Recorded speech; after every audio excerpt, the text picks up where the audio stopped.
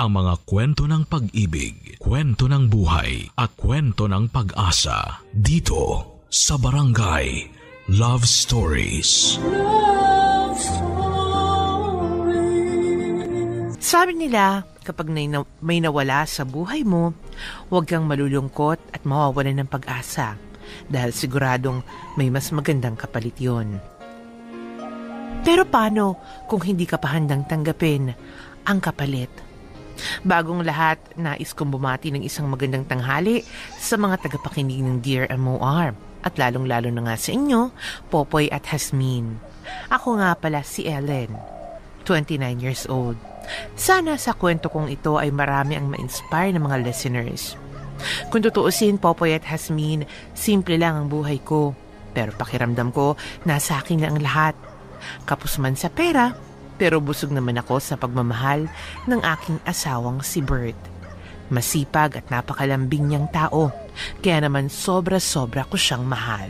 Swerte ko talaga kasi ikaw yung napang-asawa ko. Pero mabait, maganda, at masarap pang magluto. Ibang klase ka talaga, mahal. Basta ito lang din ang palagi mong tatandaan, ha? Nandito lang ako para mahalin ka. Kahit ano pa man mangyari, sa'yo lang tong puso ko. I love you. Nak, gusto na rin kasi namin na bumuo ng isang masaya at buong pamilya.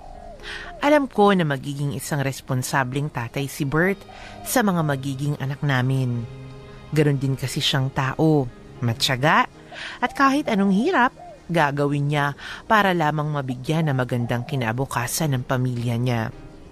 Ilang buwan pa ang lumipas, ay sa wakas, tinupad na rin ng Diyos ang hiling naming mag-asawa.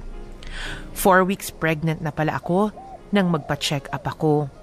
Halos wala na akong ibang mahiling no mga oras na yon dahil mabubuo na rin ang inaasam-asam naming pamilya. Pero Popoy at Hasmin, may mga pagkakataon na kung talagang hindi talaga para sa'yo, wala kang magagawa kundi tanggapin na lang yon. After 2 months, sinabihan kaming mahina ang kapit ng baby namin, kaya kailangan kong magdoble ingat. Pero isang araw ay bigla akong dinugo at sinugod sa ospital. At doon nalaman namin na nakunan ako. Gabi-gabi ay wala akong ibang ginawa kundi ang umiyak na lang. Sa mga panahong yun, wala akong ibang makaramay kundi si Biko. Yung makasama yung anak ko. Yung mapalaki siya ng mabuti. Naging masama ba akong tao? Hindi naman, diba? Ellen, huwag mong sabihin yan. Tama na. Pero bakit hindi niya sa akin binigay yung anak ko? Yun lang naman yung dinadasal ko. Yung makasama si Cindy. Pero wala na. Wala na. Good morning, mahal. Nagluto ka na? Oo. Gusto ko kasi ako muna magsisilbi sa'yo ngayon. Di ba may trabaho ka ngayon? Hindi muna ako magpapasada ngayon. Alam ko na mas kailangan mo ako dito sa bahay. Kain ka na. Dinala ko na dito sa higaan mo. Salamat. Ikaw talaga nagluto nito? Ikaw talaga, mahal. Sabi ko naman sa'yo magaling din ako magbrito ng itlog. Ano namang nangyari dyan? Ito, wala to. Natalsikan kasi ako ng mantika kanina habang nagpiprito. Ikaw talaga. Yan tuloy nasaktan ka. Huwag kang mag-alala. Malayo to sa bituka. At ikaw, kumain ka na. Ano bang gusto mo? Subuhan kita? Hindi na. Kaya ko na to.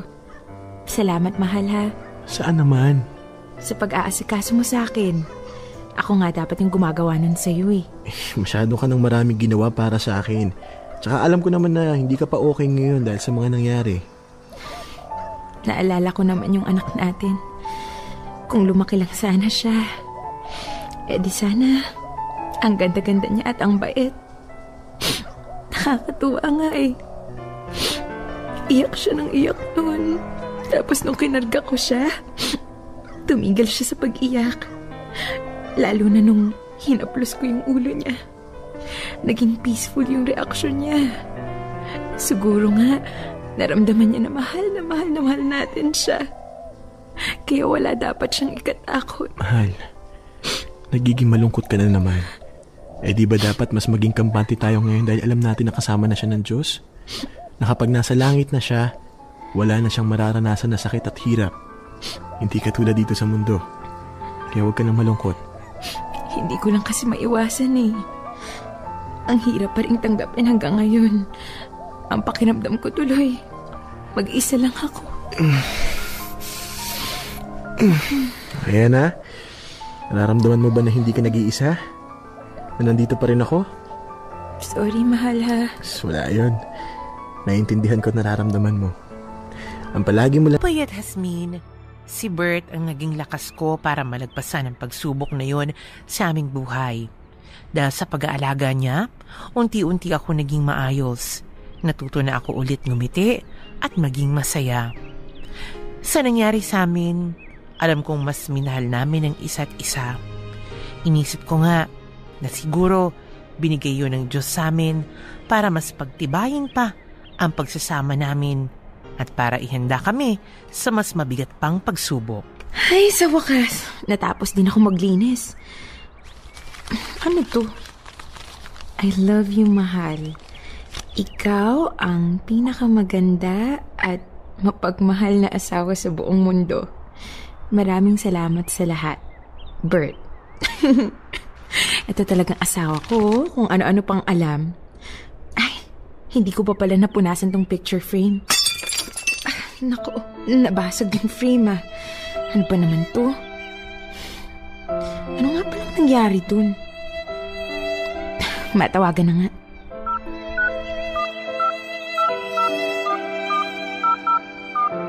The subscriber cannot be reached. Please try again later. Teka, bakit nakapatay yung phone niya?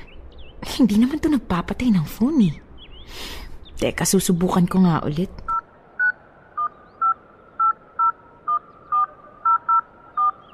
The subscriber cannot be reached. Please try again later. The subscriber cannot be reached. Please try again later. Ano ba naman to? Parang kinakabahan na ako eh. Hello, Kuya Adrian? Napatawag ka? Ellen, si Bert. Oh, teka, anong nangyari kay Bert? Bakit ka ba umiiyak? Pumunta ka na lang dito sa ospital. Bilisan mo. Sige, pupunta na ako.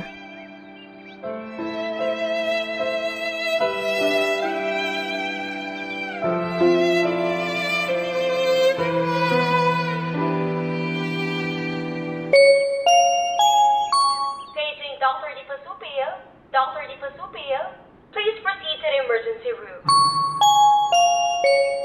Kuya, nasan si Bert? Okay lang ba siya? Nandito siya. Kuya, niloloko mo ba ako? Morgue to eh. Anong klaseng biro to?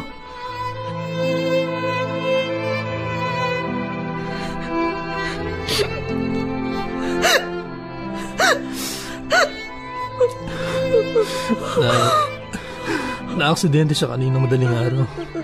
Nakakalalkad ng truck. Nakainom kasi yung driver kaya hindi napansin yung taxi na pinapasada ni Bert. Dead on arrival na siya eh. Hindi na nagawang sagipin pa. Bert! I just covered! Why niyo siya, Bert? Wala na tayong magagawa. Hindi pwedeng mangyari to. Bert, gumising ka. Parang awang puno. Nangako ka, diba? Diba ang sabi mo sa akin? Ang sabi mo sa akin, hindi mo ako iiwan. Ikaw yung buhay ko. At hindi ko kaya mawala ka sa akin.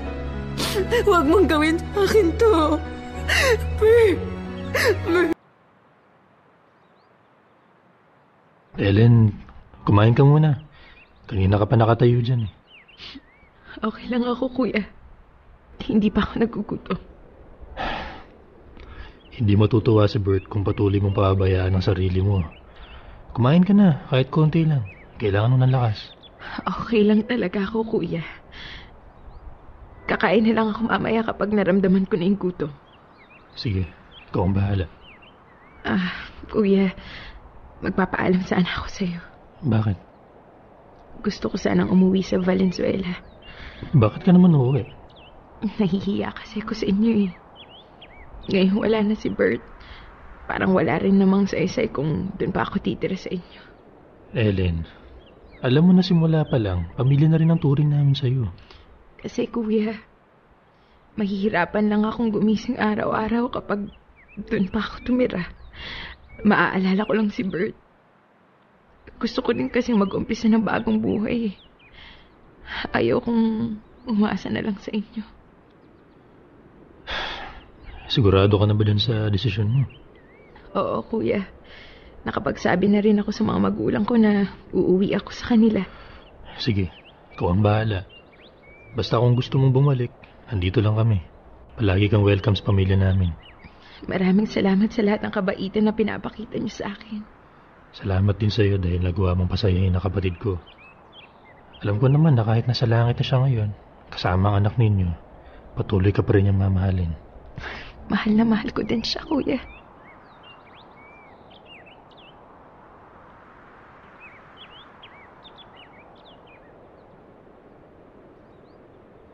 Popoy at Jasmine, bakit ganito ang buhay? Nawala na nga sa akin ang anak ko. Pati ba naman si Bert, kinuha rin sa akin. Paano ko ipagpapatuloy ang buhay ko kung nawala na sa akin ang nag-iisang rason ko para mabuhay? Sobrang hirap. Walang araw na hindi ako umiiyak dahil sa pagkawala ni Bert. Nangarap lang naman ako ng isang masayang pamilya. Bakit kailangan niyang bawiin ang lahat sa akin? Dear MOR, kapalit. Talaga namang napakabigat naman nung iniwan sa ating eksena sa first part nitong story ang kinikwento sa atin ni Ellen na ipinapakita lang talaga, Jasmine, ano? Kahit na gaano lang naman kasimple, hindi ka naman naghangad ng mga bagay-bagay. Wala ka na nga masyado ng wala ka na masyadong mga bonggang kahilingan, diba? Pero talagang bakit ganyan ang mga pagsubok kapag dumarating sa buhay ng tao? Kundi man sunod-sunod, ang lalaki. Alam mo, Popoy, lately, I've been winning battles left and right. Ay, nako. Pahirin na nga po ninyo ang inyong mga luha kung sakaling sa isang punto ng inyong buhay nakarelate kayo sa story ng ito. Pero alam mo nga, speaking of which, sabi ko nga, Popoy, ako, minsan kasi talaga may mga dumarating nga sa buhay natin. Sabi mo nga ganyan, di ba? Hindi pa nga tapos yung isang problema, may problema na naman. Yung iba patong-patong, yung iba feeling mo naman wala ka namang ginagawang masama. Hindi ka naman nanlalamang sa kapwa mo. Di ba ginagawa mo naman ang lahat para maging mabuting tao? Pero eto pa rin, dumadating pa rin yung mga problemang iniisip mo. Bakit ako pa? Ang dami-daming masasamang tao. Bakit ako pa? Bakit hindi pa sa kanila napunta? Di ba ganyan yung mga tanong natin? Correct, malaking check. Di ba? Anong ginawa ko? Saan naman ako nagkulang? Di ba? At obviously, ito, marami ang magsasabi sa atin dito sa storya ni Ellen na kaya mo yan. Pagsubok lamang yan. Oo, naintindihan na natin na pagsubok lang yan. Ganyan yung... pero hindi naman natin sa sinusubukang sagutin kung bakit nga siya nabigyan ng mga pagsubok na ganyan, di ba? Di ba? May madali kasi, alam na namin, na-expect namin. Maniwala ka lang, magpakatatag ka. Ganyan yung sasabihin natin. Pero bakit nga naman kaya ganun, ano? Pero alam mo, Popoy, ako, sabi ko nga, bilang nakakaranas din ng mga mabibigat na pinagdadaanan sa buhay hanggang ngayon pasan-pasan ko pa rin, ano? Alam mo, I realize, Popoy, totoo talaga to.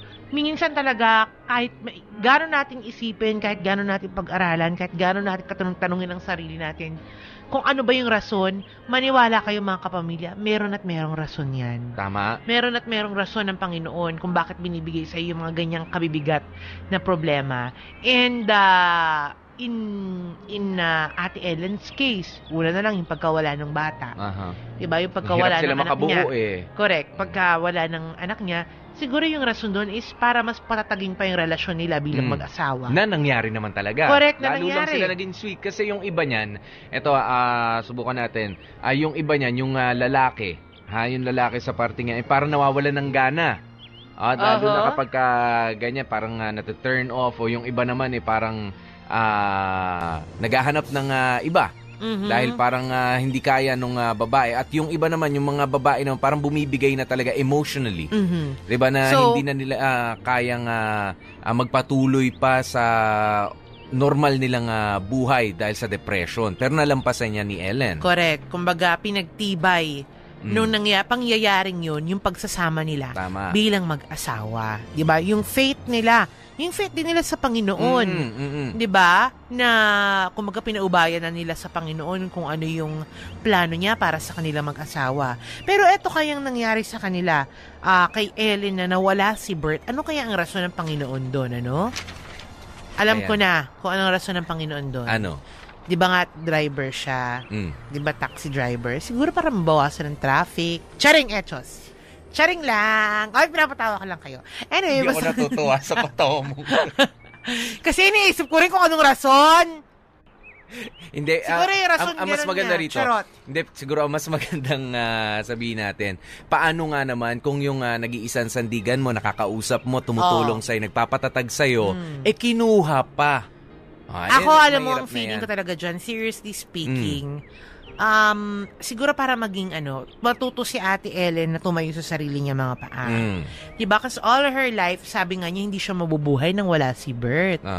Diba? Siguro yun yung rason, diba? Isa sa mga rason, hindi natin alam kung ano eksaktong rason ng Panginoon unless nakausap natin siya, diba? Ikaw, baka gusto ayoko mong na kausapin muna. Hindi, okay na ako dito. Kasi dasal ka ng dasal. Sabi mo, Lord, tama na yun. Alam ko naman kinikwento sa akin ni Yasmin yan, na gusto niyang malaman na yung mga sagot ni Lord. Bakit actually, hindi ikaw ang pumunta na ron? Sumagot siya, anak, tanungin mo kay Popoy. Mas close kami nun.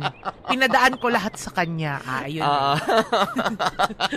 Tanungin daw kita eh. Kayo pala yung minuto nag-uusap eh. Oo naman. Ikaw talaga, yung sinasabi. Kasama niyo po kami. Ako si DJ P, DJ Popoy. That's my Gua Popoy. At ako naman si Baby Girl Yasmin. Manatili kayo nakatutok. Dito lang yan sa MOR 101.9. My only radio for life. Dear MOR, Popoy at Yasmin, tuwing gabi ay nagdadasal ako sa Diyos na sana alisin na niya ang lahat ng sakit at lungkot sa puso ko. Parang hindi ko na kasi kaya. Tuwing magigising ako, wala na akong ibang ginawa kundi ang umiyak dahil miss na miss ko na ang asawa ko. Hanggang sa na-realize ko na lang na hindi ko pwedeng lunurin ang sarili ko sa lungkot. Kailangang ituloy ko ang buhay ko para na rin kay Bert. Popoy at Yasmin, nang umuwi ako sa amin, kaagad ako naghanap ng trabaho. At nang nakuha ako bilang isang data encoder, ay doon ko binigay ang lahat ng oras ko. Lumipas ang mahigit 1 taon, naging okay na ako.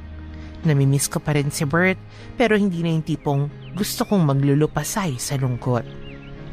Popoy at Yasmin, sa pagtatrabaho ko sa kumpanyang yun, may taong naging malapit sa akin.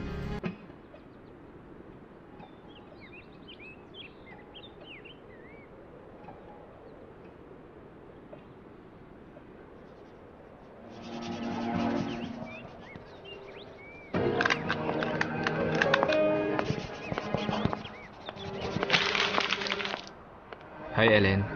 Oh, Alan. Anong meron? Wala lang. Busy ka ngayon Baka naman gusto mong mag-lunch. Ha?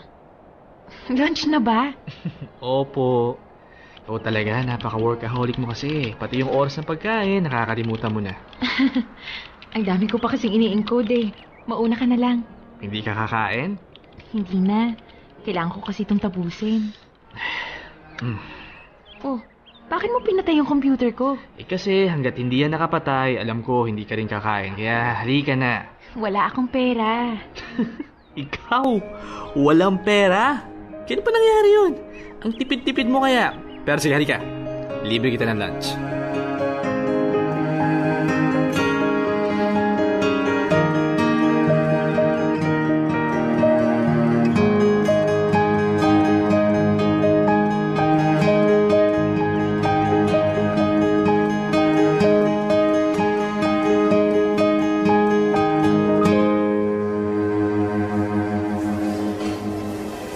Uy, Alan, sigurado ka pa dito? Ang dami nito. Hindi natin ito mauubos. Mauubos natin yan. Maniwala sa akin. Ikaw talaga. Nagda-diet nga ako tapos papakainin mo ako ng marami. Diet ka dyan. Halos wala na nga akong makitang laman dyan sa braso mo. Para kang may sakit sa payat, Grabe ka naman. Kahit kaunti may laman pa naman ako, no? Alam mo, mas bagay sa'yo yung medyo may laman. Kaya ito. Kumain ka ng kumain, ha? Oh, ba't natahimik ka? Naalala ko kasi yung asawa ko eh. Ganyan na ganyan ako sa kanya. Hindi ko siya pinapaalis ng bahay hanggat hindi kumakain ng agahan at walang baon. Madali kasi yung magkasakit eh. Ilang taon na nga ulit siyang wala? 1.5 years. Pero alam mo, hanggang ngayon, namimiss ko pa rin siya. Naisip ko nga, paano kung buhay pa siya? Ano kaya yung magiging buhay namin? Pwede mas masaya ka ngayon. Tsaka, normal yung pakiramdam mo.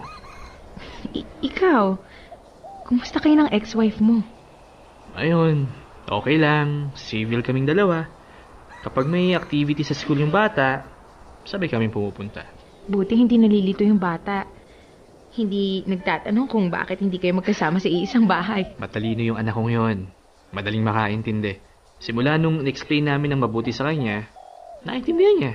Ang mahalaga naman, hindi kami nagkukulang sa kanya bilang mga magulang. Buti ka pa. Naranasan mong magkaroon ng buong pamilya. Samantalang ako, namatayan ng anak tapos pagkalipas ng 4 na buwan, namatayan din ng asawa. Ewan ko ba? Ang malas ko yata. Oy. Huwag mong sasabihin yan, Ellen, ha? Wala kang kasalanan sa lahat na nangyari sa'yo. Isipin mo na lang na kaya binigay sa'yo ng Diyos yung mga ganyang klaseng pagsubok kasi alam niya na kaya mong lagpasan. Sa tingin mo? Oo naman. Tignan mo nga yung sarili mo. Okay ka na, di ba? Hindi ka naman sumubok magpakamatay. Hindi ko talaga gagawin yon, no? Malaki naman yung takot ko sa Diyos. Naisip ko rin naman na ano bang sense kung gagawin ko yung mga bagay na ganon, di ba? Sabi nga ni Bert, lahat ng problema may solusyon. May katapusan. Minsan lang talaga, nagiging bulag tayo sa mga pwede nating magawa para malagpasan yung lahat ng pagsubok. Oh, see? Nagiging positive thinker ka na. Sabayan mo pa ng pagkain ng marami, sigurado magiging okay ka na. Loko-loko ka talaga, no? O, basta, libre mo to, ha? Oo naman, kita mo kita pinagbayad. Sa bagay, tara na nga, kumain na nga tayo. Basta, Ellen, palagi mong tatandaan na darating din yung panahon na magiging masaya ka ulit. May mga taong nagmamahal sa'yo. At kung sakaling dumating man siya, huwag mong isarado yung puso mo magmahal, ha?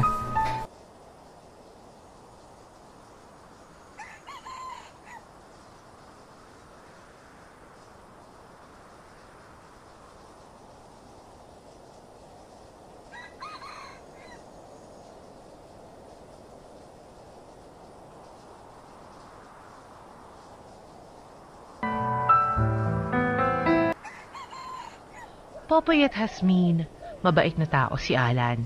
Sa katunayan nga ay mas komportable ako sa kanya kaysa sa iba pang kasamahan namin. Gentleman at maaasahan siyang kaibigan, kaya mas naging malapit kaming dalawa. Aaminin kong crush ko si Alan dahil bukod sa pagiging gwapo, ay boyfriend material din siya.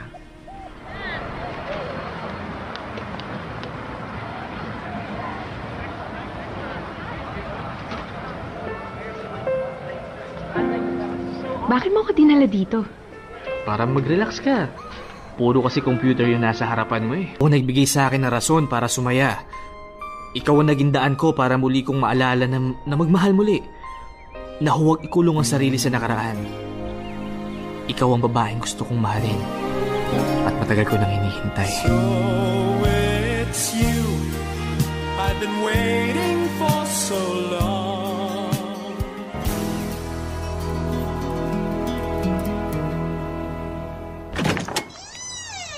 Alan? Anong ginagawa mo dito? Bakit ng ligaw? Alan, ano ba? Kailan mo ba ako titigilan? Hanggang sa tanggapin mo na rin sa sarili mo na kaya mo na akong mahalin. Hindi nga kasi pwede. Hindi ba talaga pwede o sinasabi mo lang sa sarili mo yan? Ellen, kahit isang pagkakataon lang, pagbigyan mo naman ako. Papatunayan ko sa'yo na mahal kita. Hindi pa ako handang magmahal, Alan. Pues maghihintay ako.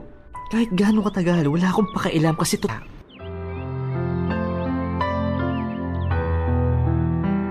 Mahal, 2 taon na simula nung mawala ka sa akin.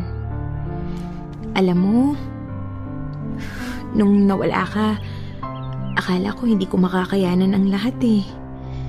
Sobrang sakit. Kasi 'di ba, nangako ka sa akin hindi mo ako iiwan. Pero wala eh. Hindi na kita kasama ngayon. Sobrang miss na kita. Kung bibigyan lang ako ng Diyos ng isa pang pagkakataon, hihilingin ko sa Kanya na kahit isang saglit lang, makasama kita ulit. Kahit isang minuto lang, mayakap kita. Kasi Bert, hanggang ngayon, hirap pa rin ako.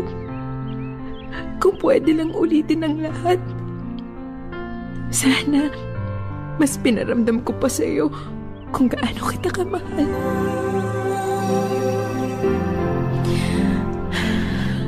Pero mahal, may bagong dumating sa buhay ko.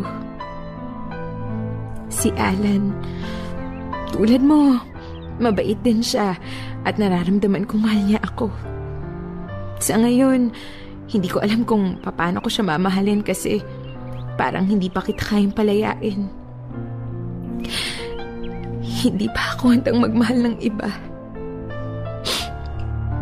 Bert, tulungan mo naman ako. Gusto ko nang maging masaya. Pagod na ako maging malungkot at umiyak. Gusto ko na ulit kumiti. Magkaroon ng rason para gumising sa araw-araw. Pero natatakot din ako masaktan at maiwan ulit ng mag-isa. Please, tulungan mo ako. Pumasok ka muna. Sa loob na tayo mag-usap. Sige. Ano yung sasabihin mo sa akin? I'm sorry, Alan. Alam kong nagawa kitang paasahin dahil pumayag akong suyuin mo ako. Pwede ba ako magtanong sa'yo? Kahit minsan, naisip mo rin bang mahal mo rin ako? Mabuti kang tao, Alan. At hindi mahirap mahalin ang isang tulad mo. Oo, inaamin ko na unti-unti na rin nahuhulog ang loob ko sa'yo. Pero gusto ko muna kasing siguraduhin na wala nang sakit sa puso ko. Na alam ko na sa sarili ko na kaya kong magmahal. Yung pagmamahal na hindi dahil sa nalulungkot lang ako. Ayaw kong dumating sa punto na baka ma-realize ko na ginamit pala kita para makalimot lang ako. Ellen, kung yun lang ang iniisip mo, wala yung kaso sa akin. Handa akong tanggapin ang lahat sa'yo. Ayoko, Alan. Ayoko maging unfair sa'yo. Karapatan mo ang mahalin ng totoo na walang ibang dahilan. Gusto ko munang ayusin yung buhay ko, Alan. Pwede naman kitang tulungan eh. Magtulungan eh. Ayokong magmadali dahil tayo rin naman yung mahihirapan eh. Ang masasaktan. Sa ngayon, kailangan muna natin magpaalam sa isa't isa at hintayin yung tamang panahon para magmahal tayong dalawa. Psst, Ellen, please. Huwag ka naman lumayo sa akin. Ikaw ang nagsabi, di ba? Unti-unti mo na rin akong minamahal. Yun ang gamitin natin para magsimula. Ito yung pagkakataon na hihingin ko sa'yo. Intindihin mo yung sinasabi ng puso't isipan ko. Hindi ko ginagawa to dahil sa hindi kita mahal. Ginagawa ko to dahil mahal na mahal kita.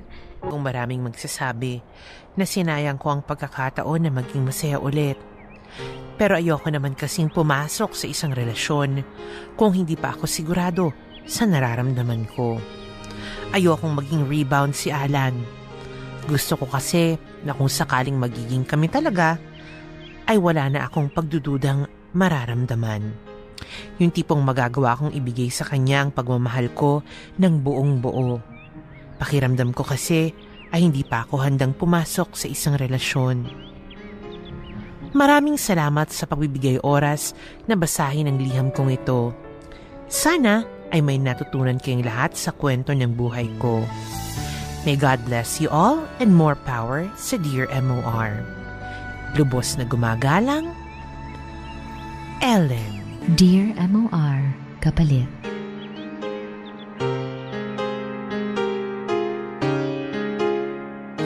Ayan, Even if... Okay ka na? Alam mo, Asmi, natutuwa ako kay natutuwa ako kay Ellen. Bakit? Natutuwa ako kay Ellen dahil hindi niya naman binasted si Alan. Naging totoo lang siya na kailangan niya pa ng konting panahon para talaga lubusang hindi makalimutan. Maka-get over doon sa kanyang experience ng pagkawala ng anak niya, lalo na si Bert, 'di ba? Ang hirap kasi yung iba yung pinipilit na magkaroon agad ng kapalit.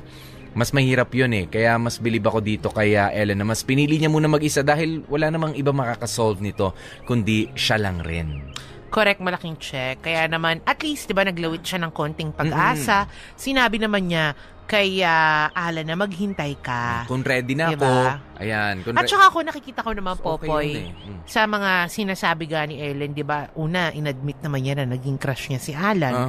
Pangalawa, napalapit na nga din sa puso niya si Alan. I can see naman na meron ng puwang sa puso ni Ellen si Alan. Yun nga lamang, she wants to be totally healed. Doon sa mga, ang bibigat naman kasi nangyari sa buhay niya, Popoy. At naintindihan ko nga naman na kung ibibigay ko agad yung sarili ko sa'yo, nakakatakot na baka hindi ko maibigay yung buong-buong ako. Yan. Plus, diba? I will be unfair. Yan. Kasi nga yung attention mo hating-hati pa. Oo nga, wala na si Bert.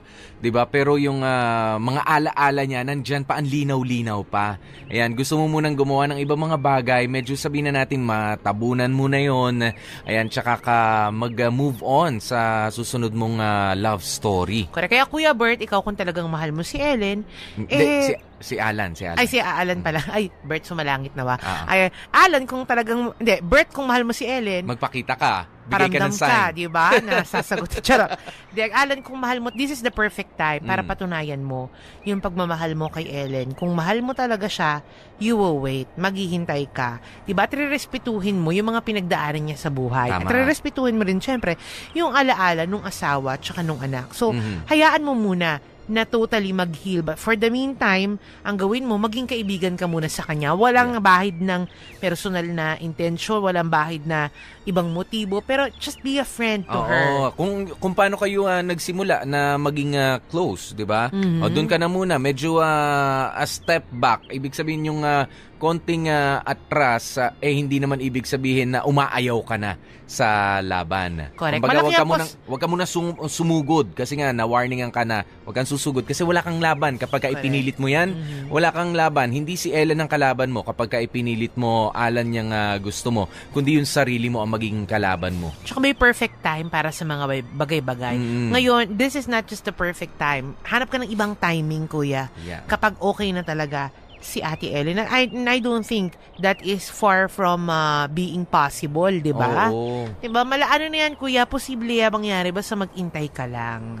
Lalo na ngayon, no? Yan, dadasal na rin naman si Ellen, di ba? And of course, ito na nga po yung iintay ninyong hugot line naming dalawa ni Popoy. Go, Popoy. Ikaw na yan. Napaka-misteryoso talaga ang mga bagay na kayang gawin ng pag-ibig. Kaya nitong ituwid ang baluktot, kaya nitong buuhin ang nasira, kaya nitong magmahal habang buhay, kaya rin naman itong magbuwis ng buhay. At minsan pa nga ay kaya nitong maging tapat hanggang sa kabilang buhay. Antara, mabuhay si Popoy. Mabuhay? Charing Kevin. Charot. Ayan at syempre, ito naman ang hugot line ni baby girl. Ang mga taong mahal natin, charing, natawa ako sa lang. Okay, ulitin natin. Ang mga taong mahal natin na lumisan na sa mundo, kailanman ay hindi natin malilimutan. Pero hindi naman tama na isabay natin sa hukay ang ating mga puso. Dahil kung nagsasalita lang sila, panigurado sasabihin nilang, ituloy mo lang ang buhay mo at magmahal ka pa rin. Kung hindi, dadalawin kita mamaya. Charing, Echos! Charing etos. Wala na yung dadalawin, ha? Yun, hanggang sa magmahal ka pa rin lang. Kung hindi, sumunod ka na. Kung ayaw mo, join kita dito. Maginaw.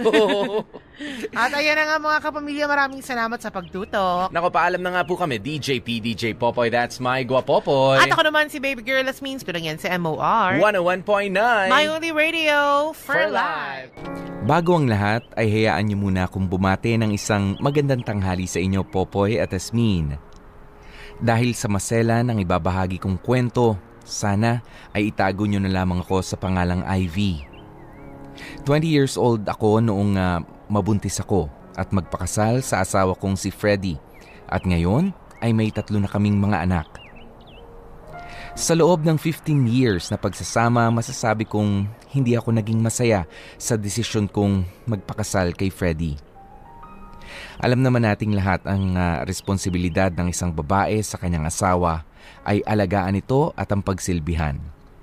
Pero sa sitwasyon namin ng asawa kong si Freddy, parang naging sobra yata ang lahat. Popoy at Asmin, si Freddy kasi yung tipo ng taong mainitin ang ulo, kaya naman palagi kaming nagtatalo. At tulad ng nangyayari sa ibang babae, ako ang nagiging kawawa sa aming dalawa.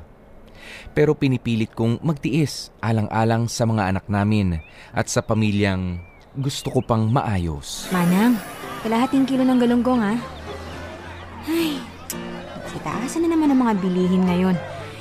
Itong dala kong pera, kakaunti naman ang mabibili ko. Ay naku, ang hirap talaga ng buhay ngayon. Ay naku, sinabi mo pa. Noong mga bata pa lang tayo, ang dami-dami nang nabibili ng 500. Ngayon, mapapakamot ka na lang sa ulo. Kaya itong si Ernesto ko, todo kayod sa pagtatrabaho para lang makapag-aral yung 3 naming anak. Kaya nga ito, lulutuan ko ng masarap para naman mawala yung pagod niya. Ay, ako gustuhin ko man nalutuan ng masarap ang asawa ko. Nagbabudget lang ako ngayon. Ay, oo nga pala. Kumusta na pala kayo ng asawa mo? Parang hindi ko na yata nakikita sa bahay niyo nung nakaraang linggo Kinailangan siya sa Cavite kaya doon siya nagstay ng 1 buong linggo. Ayos naman kami. Teka, ba't mo naman natanong? Wala lang. Nagtanong lang ako. Akala ko kasi nag-away kayong dalawa Paano ba naman kasi? Napadaan ako dun sa bahay ninyo tapos parang narinig ko yatang nag-aaway kayo. Umiiyak ka pa nga Naku, wala yun. Normal lang naman sa mag-asawa mag-aaway pero ayos lang talaga kami. Sigurado ka ba? Baka naman kasi sinasaktan ka na ng asawa mo. Ginagawa ka ng punching bag. Huwag kang papayag na sampalin o kahit hablutin man ang buhok mo. Kapag ginawa niya yon, magsumbong ka na kaagad sa barangay. Alam mo, grabe ka mag-isip ha. Ayos lang naman kaming dalawa ni Freddy. May mga pagtatalo lang pero naayos naman namin agad. Baka lang kasi may hindi ka sinasabi. Alam mo naman, di ba? Dapat tayo mga babae, hindi basta nagpapaapi. Kahit sa mga asawa natin. Kaya si Ernesto, nako, sa maldita kong to ni minsan, hindi ako napagbuhatan ng kamay nun. Mahal na mahal ka kasi ng asawa mo, kaya ganun. Abay, dapat lang sipain ko siya dyan, Ay, nako. Alam mo, sana kasing tapang mo rin ako halika na nga. Bibili pa ako ng malunggay dun sa binibilhan ko palagi. Ay, ako rin pala. Bibili ako ng gulay. Magluluto ako ng pinakbit mamaya. Paborito yun ng asawa ko O, halika na.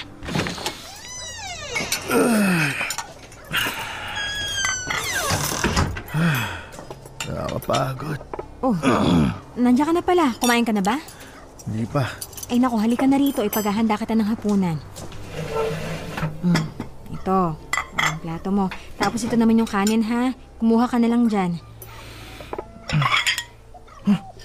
Pritong galunggong na naman ang ulam? Yan lang kasi yan nagkasya sa perang dala ko kanina. Kaya yan lang yung ulam natin ngayon. Sus, galunggong na nga kaninang umaga, galunggong pa rin hanggang ngayon? Saan mo ba ginagamit yung mga perang binibigay ko sa'yo? Ano ba naman yan? Pagod na nga ako sa kakatrabaho. Pag uwi ko, ganito pandadatnang ko. Pasensya ka na, mahal Nangailangan kasi sa Aileen ng pang-project niya sa school. Kaya ayun, binigyan ko. Kawawa naman kasi. Project na naman! Puro na lang project Buti na lang sana kung nakakain yung project na yan Huwag ka namang maingay. Nagpapahinga na yung mga bata Baka mamaya magising at marinig ka pa Isipin pa nila, silang dahilan kaya ka nagagalit. Wala akong pakialam! Pwes na buhay to! Kahit ka ng kahit sa trabaho, tapos ikaw naman, konting ungot lang ng anak mo, bigay ka naman. Aba, Ivy naman, turuan mo naman magtipid yung mga bata. Para sa eskwelahan naman nila yung hinihingi nila eh. Kaya, huwag ka nang magalit. Ano bang gusto mong ulam? Mangungutang na lang ako dyan sa tindahan. Hindi ka lang marunong maghawak ng pera. Ang tanga-tanga mo pa! Uutang ka? Eh di mas lalo tayo nahirapan. Di mo man lang ginagamit yung utak mo. Pasensya ka na. Wala naman kasi ako magagawa. Iyan na lang yung pera namin. Kasalanan ko ba ngayon, ha? Kasalanan ko ba? Hindi. Wala akong sinasabing kasalanan mo. Bitawan mo na ako. Nasasaktan na ako. Ayusin mong pagbabudget dito sa bahay, ha? Kung ayaw mo masaktan! Kahit kailan talaga wala kang pakinabang eh. Buisit! Popoy at Asmin, si Freddy ang kumakayod para sa aming pamilya. Habang ako naman ay nakatoka sa pag-aalaga sa kanya at sa mga anak namin. Araw-araw ay naglilinis ako ng bahay, nagluluto at inaalagaan ang mga anak namin. Pagod man pero kinakaya ko para kahit man lang doon ay makatulong ako sa asawa kong si Freddy. Mahal ko siya, kaya lang hindi ko talaga maiwasan na minsan ay gusto ko nang sumuko dahil sa ugali niya. Sa totoo lang, Popoy at Asmin, hindi lang ang pagkakaroon ng mabigat na kamay ang problema ko kay Freddy. Para kasi akong nakakadena sa relasyon namin. At wala akong ibang magawa kundi ang sundin ang lahat ng gustuhin niya. Wala akong karapatan na humindi o kahit na magreklamo man lang dahil kapag gano'n ang ginawa ko, ay sinasaktan niya ako. Kaya naman, heto ako, sunod lang ng sunod sa kahit anumang gusto niyang gawin. Kailangan ko naman tapos ng paghuhugas. Dami ko pang gagawin eh. Ano, matagal ka pa ba dyan? Magulo yung kwarto, linisin mo na. Sige, mamaya. Patapos na rin naman ako dito sa paghuhugas ng pinggan eh. Nasaan na yung mga bata? Pumasok na. Pinasabi ko kay Manong Berto sa tricycle niya. Umuulan kasi. Baka madumihan lang yung mga uniforme nila. So, anong oras uwi nila? Mamaya mga 3:00 daw. Susunduin ko na lang sila sa eskwelahan. Bakit? Wala lang. Matagal ka pa ba dyan? Ay, hindi naman mabilis na lang to. Teka, bakit? May iutos ka pa ba? Wala naman. Hindi. Ano bang ginagawa mo? Ano pa sa tingin mo? Freddy, naguhugas ako ng pinggan. Itigil mo nga yan.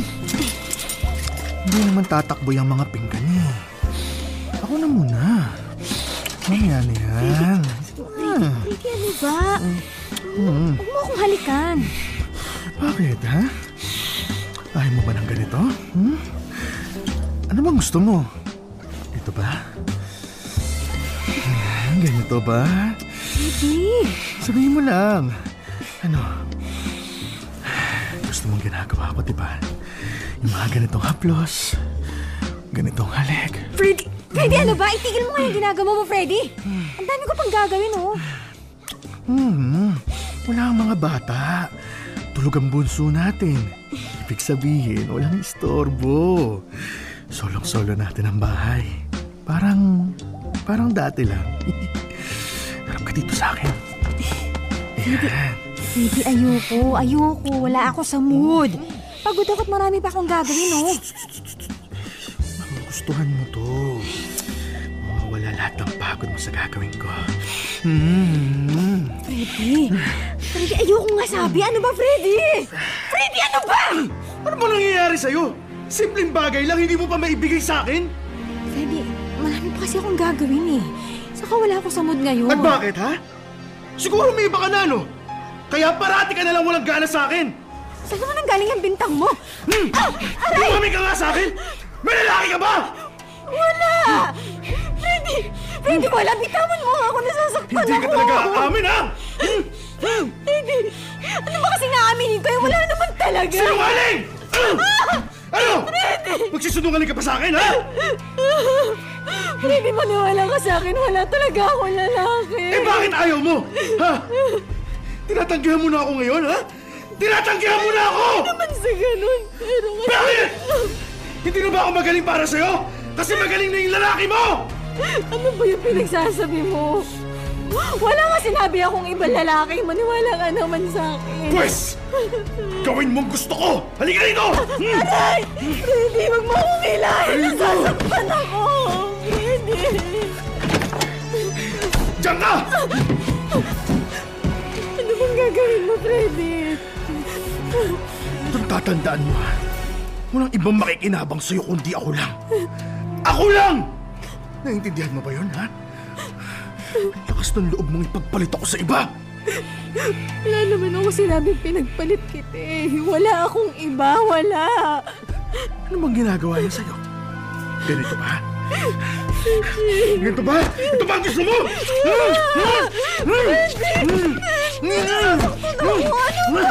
Talaga masasaktan ka ngayon sa kalokohan mo! Ganito! Popoy at Asmin, yun ang unang beses na ginawa sa akin ni Freddy. Ang pilitin akong makipagtalik sa kanya. Oo, asawa ako at alam kong responsibilidad ko rin yun sa kanya. Kaya lang, may mga pagkakataon kasi na minsan ay ayokong gawin yun. Pero wala akong magawa. Nakatatak sa isipan ko na asawa ko si Freddy at wala akong karapatan na humindi sa kanya. Pagkatapos ngang mangyari yon, ay iniwan niya akong umiiyak sa kwarto mag-isa. Nanginginig at takot na takot. Gusto ko nang umalis sa bahay ng mga oras na yon, pero inisip ko ang mga bata. Hindi ko kayang buhayin ang 3 naming anak na mag-isa. Naisip ko nga, rape na kaya yun, yung ginawa sa akin ng asawa ko? Dinaan niya ako sa puwersa para makuha niya ang gusto niya. Pero inisip ko na lang, hindi naman siguro rape yun dahil asawa ko si Freddy. May karapatan siya sa akin. Popoy at Asmin, doon nagsimula ang lahat.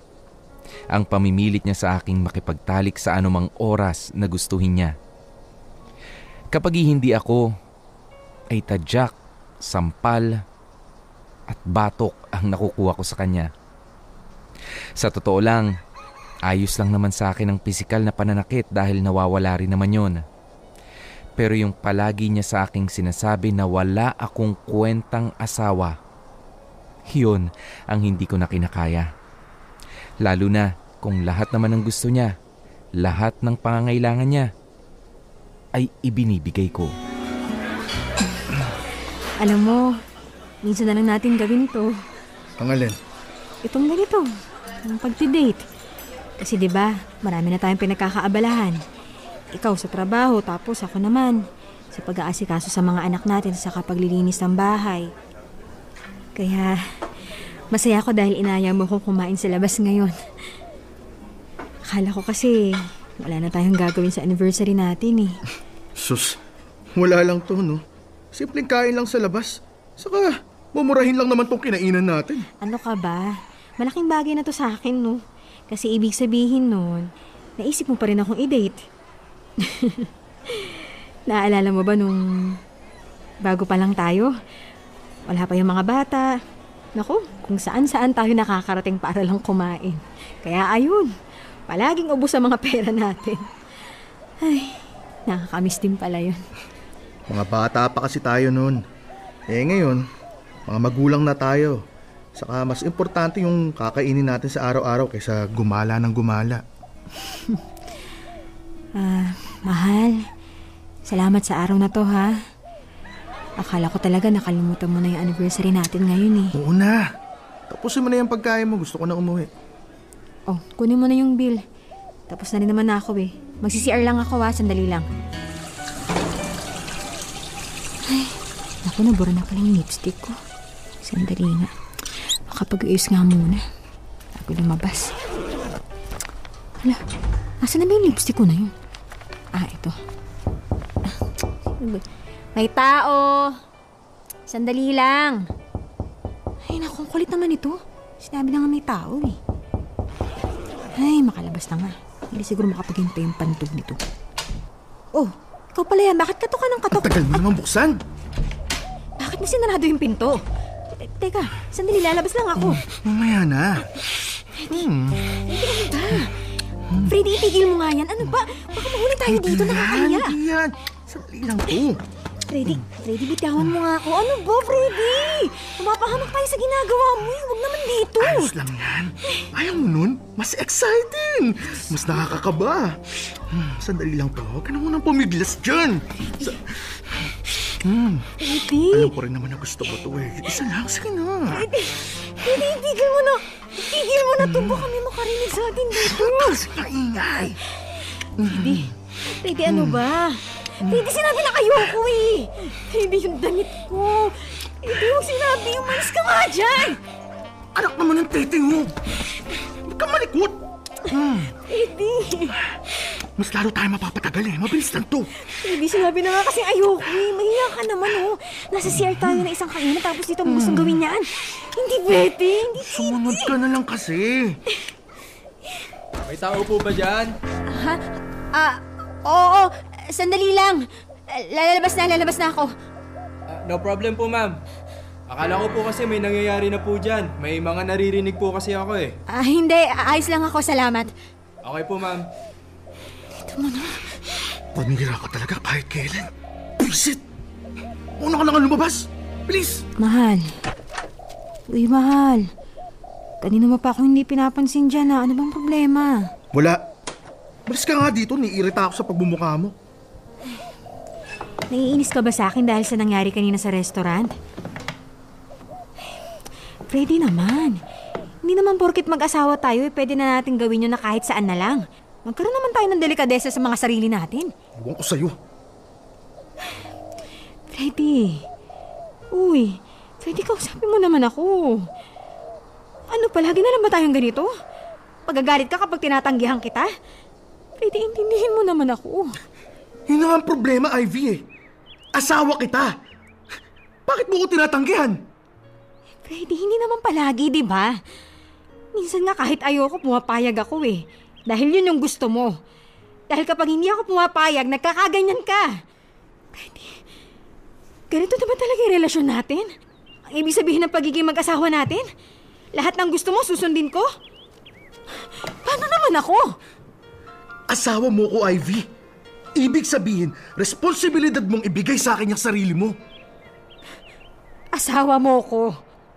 Hindi ba sa isang bagay na kapag gusto mong gamitin, papansinin mo? At kapag tapos mo nang gamitin, bibitawan mo na lang bigla. Huwag mo namang abusuhin yung pagmamahal na binibigay ko. Yung pagiging asawa ko sa'yo. Freddy, mahal mo ba talaga ako, ha? Yung totoong ako? O yung katawan ko na lang yung habol mo sa akin? Kasi Freddy, parang labas ginagamit mo na lang ako para ilabas sa init ang katawan mo eh. Wala kang karapatan na magreklamo. Asawa kita, kaya may karapatan ako sa'yo. Yan ang tandaan mo. Popoy at Asmin, wala na akong maramdaman pa na pagmamahal na galing kay Freddy. Nagiging mabait lang siya sa akin kapag may kailangan siya. At syempre bilang asawa, wala akong magawa kundi ang sumunod at ibigay ang gusto niya. Napapagod na rin naman ako sa sitwasyon namin. Nasasaktan. Nanliliit sa sarili dahil pakiramdam ko kasi ay hindi na asawa ang turing niya sa akin. Para akong isang alipin na pinagsisilbihan ang amo ko. Pero ang pinakamasakit sa lahat ay ako rin naman kasi ang pumili sa buhay na ganito. Na kahit alam kong hindi magiging maganda ang buhay ko kay Freddy, ay itinuloy ko pa rin ang pagpapakasal sa kanya. At yun ay dahil mahal na mahal ko siya. Dear M.O.R. Cadena. Dear M.O.R. Popoy at Asmin, hindi lang doon natatapos ang mga pang-aabusong ginagawa sa akin ng asawa kong si Freddy. May mga pagkakataon kasi na pinipilit niya akong manood ng mga maseselang pelikula at ang gusto niya ay gawin din namin yun. Minsan din naman pasimple niya akong hihipuan kahit na nasa bus kami at alam niyang may pwedeng makakita sa amin. Alam niyo, sobra akong nababastusan sa ginagawa sa akin ni Freddy. Para kasing tinuturing niya akong isang mababang klase ng babae. Pero tulad ng palagi kong sinasabi, wala akong magawa dahil asawa ko siya. At kailangan kong magtiis dahil hindi ako pwedeng sumuko na lang ng basta-basta. Pero may mga pagkakataon na napapatanong na ako sa sarili ko kung hanggang kailan